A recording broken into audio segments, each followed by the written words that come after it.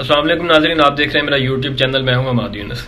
कल कौमी असम्बली के इजलास में नैब के कानून में इन्होंने तरमीम की, कोई वोटिंग मशीन और ओवरसीज पाकिस्तानीज का वोट खत्म कर दिया। मतलब ये 1947 वाला पाकिस्तान चाहते हैं। नैब तरमीम के मुताबिक करप्शन केस का 1 साल में फैसला होगा।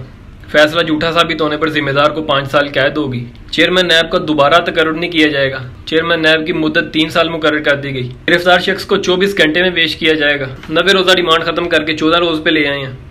सूबाई और वफाकी कबीना के फैसले नैब के दायरे इख्तियार से निकाल दिए। सूबाई और वफाकी टैक्स के मामलात इन्होंने खत्म कर दिए नैब के दायरे इख्तियार से। इसी तरक्याती मंसूबे या स्कीम नैब के दायरे इख्तियार से निकाल दी है। मतलब अब पाकिस्तान में करप्शन करना जायज है। वो पंजाबी में कहते हैं रज के खाओ, लुट के खाओ, जिन्ना इन्होंने खा सकते हो ना खाओ। अब पाकिस्तान में करप्शन आप कर सकते हैं। आपको कानूनी हक मिल गया कि आप करप्शन करें, आपको कोई नहीं पकड़ेगा।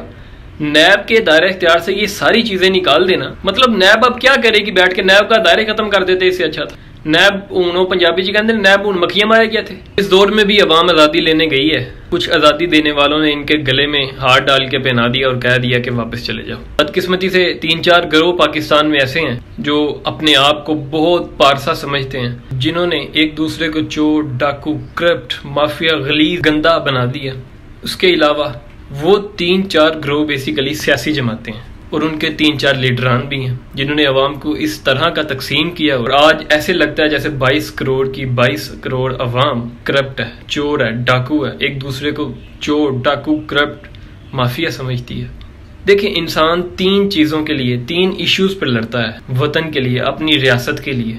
कुछ लीडरान अपनी मदरलैंड के लिए जाने देते हैं, जानों की कुर्बानी पेश करते हैं। कुछ लीडरान इसी पैदाइशी जज्बे को उबार कर मुल्कों का दिफा करते हैं, अपनी धरती माँ का दिफा करते हैं और इसी पैदाइशी जज्बे को लेके दूसरों की धरती पे हमले करते हैं। लेकिन कुछ लीडरान बदकिस्मती से पाकिस्तान जो सिर्फ और सिर्फ अवाम को तकसीम करते हैं। जो दूसरा इशू जिस पे इंसान लड़ता है वो मैशियत और पेट से जुड़ा हुआ है। ज़र्री मुआशरा कभी भी जंगजू नहीं होता।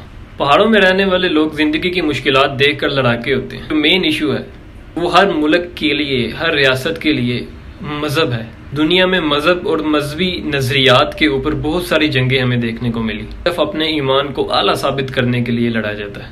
पाकिस्तान में मजहबी कार्ड का इस्तेमाल भुट्टो के दौर से शुरू हुआ। भुट्टो ने इस मजहबी कार्ड को इस्तेमाल किया, लेकिन ज़िया-उल हक साहब ने इसे उस बुलंदियों तक पहुंचा दिया जहां से वापसी का रास्ता भी मौजूद नहीं था। नवाज शरीफ और बीबी मोहतरमा बेनज़ीर भुट्टो भी इसे इस्तेमाल करती रही। वक्तन फवक्तन उन्होंने भी मजहबी कार्ड को खेला, मजहबी कार्ड इस्तेमाल किया। लेकिन मौजूदा हालात में अगर हम देखें तो इमरान खान ने जिस तरह इस मजहबी कार्ड को इस्तेमाल किया और अवाम को ये बावर करवाया, पाकिस्तान में 98% मुस्लिम आबादी को ये यकीन दिलाया कि आपका इस्लाम खतरे में है और उनमें से अक्सरियत अवाम ने यह कबूल कर लिया कि हमारा इस्लाम खतरे में। जिस तरीके से इमरान खान ने मजहबी कार्ड खेला, मजहबी कार्ड को इस्तेमाल किया, अगर हम इमरान खान को इसकी दाद ना दें तो उनके साथ ज्यादती होगी। सो अगर कासिम सूरी ने कल लॉन्ग मार्च में इमरान खान के कान में सरगोशी कर ही दी कि इस थोड़ा इस्लामिक टच भी दे दें,